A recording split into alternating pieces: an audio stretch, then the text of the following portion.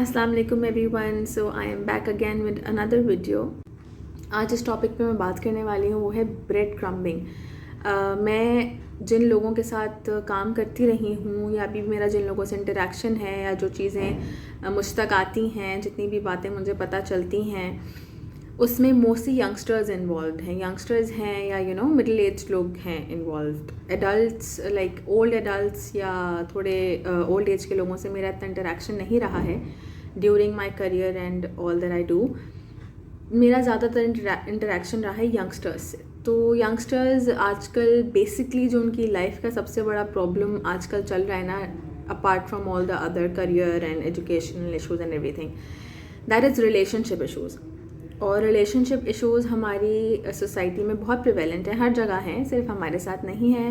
Reason being के बहुत सारे फैक्टर्स हैं जो इस चीज़ में काम करते हैं। सोशल मीडिया है एंड कंपटीशन है, डिमांड्स हैं, टॉक्सिक बिहेवियर्स हैं, there are lot of things that are happening around us. Bread crumbing is another behavior that happens during a relationship or even friendships. हमने गोस्टिंग सुना है, हमने breakup सुना है, हमने पैचअप सुना है, हमने एक्टिव रिलेशनशिप की बारे में सुना है, लेकिन हमने ब्रेड क्रम्बिंग नहीं सुना। ब्रेड क्रम्बिंग कब होता है? ब्रेड क्रम्बिंग तब होता है जब कोई इंसान एक इंसान के साथ रिलेशनशिप में ना हो, कमिटेड ना हो, लेकिन उनको टाइट रखे। टाइट से मतलब है कि फॉर एग्ज़ाम्पल एक सिचुएशन है where you guys are friends and probably you think that other person is interested in you or have feelings for you, लेकिन वो इंसान क्या करता है कि वो इंसान एक मैसेज करेगा देन गायब। आप मैसेज कर रहे हैं तो भी वो आपको रिप्लाई नहीं कर रहा, फिर once in a blue moon reply आ जाता है, सीन करके मैसेज छोड़ दिए जाते हैं। They are not ready to get in a relationship with you, but they not ready to let you go even. Getting my point? उसमें ये होता है कि इंसान आपको हुक्ड रखता है, ठीक है? आप ना उनको छोड़ पा रहे होते, ना उनके साथ रह पा रहे होते, and you are left in a confusing state कि भाई ये हो क्या रहा है ना, ये चाहते क्या हैं कि हम साथ भी नहीं हैं। और जैसे ही मतलब यू थोड़ा टाइम गुजर गया और आपका फोकस उस इंसान से हटने लगा, अचानक से एक मैसेज आ जाता है मिसिंग यू और some anything that can lead you on. So basically bread crumbing is when you are leading on to someone. इसके दो पर्सपेक्टिव्स हैं। फॉर एग्जाम्पल, ज़रूरी नहीं है ये इंटेंशनल हो और ज़रूरी नहीं है अनइंटेंशनल हो। इवन ब्रेड क्रम्बिंग जो बंदा कर रहा होता है उसको भी नहीं पता होता कि वो क्या कर रहा है, सही है? इट्स लाइक फॉर एग्जांपल, अगर हम ऑन द गिवर्स एंड देखें, जो इंसान ब्रेड क्रम्ब कर रहा है, आपको हो सकता है कि आपकी फीलिंग्स उसके लिए हों, लेकिन उसकी फीलिंग्स आपके लिए ना हो, उनको पता ही ना हो कि भाई आपका एक मोमेंट में टेक्स्ट उस बंदे का आपके पास आया हुआ आप पे क्या इम्पैक्ट डालता है, या आप उस बंदे से क्या एक्सपेक्ट करते हो। उस बंदे को पता ही नहीं हो, तो once in a blue moon just to for the sake of staying in touch, या just for the sake of हाल चाल पूछ लेना, वो आपको कभी कभी मैसेज कर देता है just to know that you're all right and everything is okay. So that's a polite gesture ना। तो उस बंदे को पता भी नहीं होगा कि वो आपको ब्रेड क्रम्ब कर रहा है। लेकिन on the other hand there are people who are not looking for a relationship with you, who do not want to get committed to you, but still they want you hanging on to them. तो when that's the case it becomes toxic. Why? Because उससे ये नुकसान है आपको, on the receiver's end ये नुकसान है कि आप उनको अपने जहन से नहीं निकाल पाते, आप मूव ऑन नहीं कर पा रहे होते, आपको समझ नहीं आ रहा होता कि भाई ये क्या चाहता है हमसे, या ये क्या चाहती है हमसे, इसका हमारी तरफ इंटेंशन क्या है। It's very vague that are you guys together, are you guys not together. तो ये चीज़ बहुत ज़्यादा कंफ्यूजिंग हो जाती है। It makes you feel bad कि हम क्या वक्ती ऑप्शन है, थिंग्स लाइक दैट। सो इसमें क्या करना चाहिए? पहली बात तो हमें पर्सपेक्टिव समझनी चाहिए कि भाई फॉर एग्ज़ाम्पल, अगर आपकी किसी के लिए फीलिंग्स हैं और उस बंदे की फीलिंग्स वैसी नहीं है जैसी आपकी हैं, and they take you just as a friend और someone not very close, things like that. तो उसमें ये होता है कि उसमें वो बंदा, आई वुडंट से कि हर किसी का अपना अपना पर्सपेक्टिव है, बट आई वुडंट से कि वो बंदा कहीं गलत है, because he does not even know that what's happening with you, right?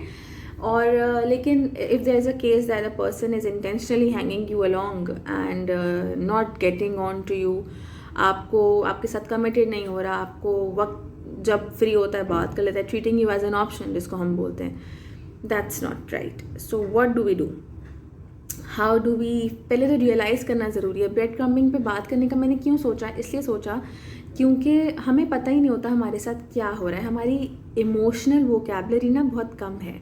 हमें पता होता है हम एक फेज़ से गुजर रहे हैं, हम एक इंसान हमारे साथ ये कर रहा है, कभी इग्नोर करता है, कभी बात करता है, फिर हमें रिस्पॉन्ड भी नहीं करता, रिप्लाई भी नहीं करता, खुद से कभी कॉन्वर्जेसन इनिशिएट नहीं करता. तो ये चीज़ें हमें बहुत ज़्यादा डिस्टर्ब करती हैं. I understand that. उसमें ये होता है कि you need to know what's happening with you. जब हमें पता होगा कि हमारे साथ क्या हो रहा है, only then we can work on it, right. तो this is bread crumbing. what you should do is that you should communicate. First thing is communication. उस बंदे को बताओ what you feel. उस बंदे या बंदी को बताएं आप कि यार this is what you doing. So उससे क्या इम्पैक्ट होगा, हो सकता है उसको पता ही ना, वो अनइंटेंशनल हो, तो things will get on the table. It will be in black and white. उसको ये ऑब्वियस हो जाएगा कि भाई आप क्या सोच रहे हो. Second thing what you gonna do is, उसको जब कम्युनिकेट करोगे ना आपके ये वाला केस है, तो अगर तो वो इंटेंशनली कर रहा है या उसको पता है कि वो क्या कर रहा है, तो at least he'll get the message, she'll get the message that you not dumb and you understand what's going on. So बंदा अगला जो है, they are well aware of what's happening. So let's थोड़ा सा उसके दिमाग में शायद let's stop doing it. Second, what you're gonna do is that be very clear in what you're expecting. ठीक है, अगर आपको relationship expectations हैं, be very clear that you're expecting a relationship. अगर आपको friendship expectations हैं, be very clear what you want. Keep everything very clear. Why? Because जो आप vague बातें कर रहे होते हो ना, कि आप you don't wanna tell them what's going on, उस चीज़ का फ़ायदा उठाता है वो अगला बंदा कि भाई आप खुद बहुत अनक्लियर हो, so they can deal you as they want you to be, right.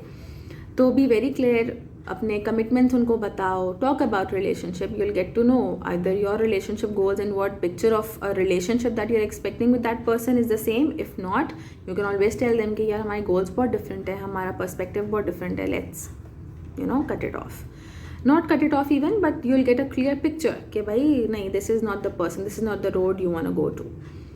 Thirdly is respect yourself. Again, मेरा लास्ट वीडियो का भी ये मैसेज था कि respect yourself, care about yourself. If you think someone is leading you on, if you think someone is just hanging around and बहुत ही बेमतलब है उनका hang around करना, just because they do not want to let you go, or maybe that they are liking your attention, जो थोड़ी बहुत attention उनको आपसे मिल रही है, they're liking it. अगर आपको ऐसा लग रहा है, अगर आप ये चीज़ फील कर रहे हो and it is feeling disrespectful to you, या आपको ऐसा लग रहा है कि you are not being treated as you should be treated, तो just think about it, respect yourself, set your boundaries, tell that person no, it's not called for and it's not acceptable. Just tell that person that you will not tolerate this BS and just get off, move on, be happy, respect yourself. थोड़े दिन शायद थोड़ा सा मसला हो, अच्छा ना लगे एक बंदे का आपकी लाइफ से चले जाना, but still it is your respect and dignity that matters. And कल को आप अपने आप को थैंक कर रहे होंगे कि यार हमने अपनी इज़्ज़त को ख़राब नहीं किया and we maintained our self respect. So love your self, set your boundaries, talk it out, keep everything very clear. That's the only thing to the only road that goes to a stable relationship and a stable lifestyle is communication, जिसमें हम बहुत बुरे हम नहीं करते. Communicate, keep everything very clear, be very clear, respectful but clear in things. Take care, bye bye.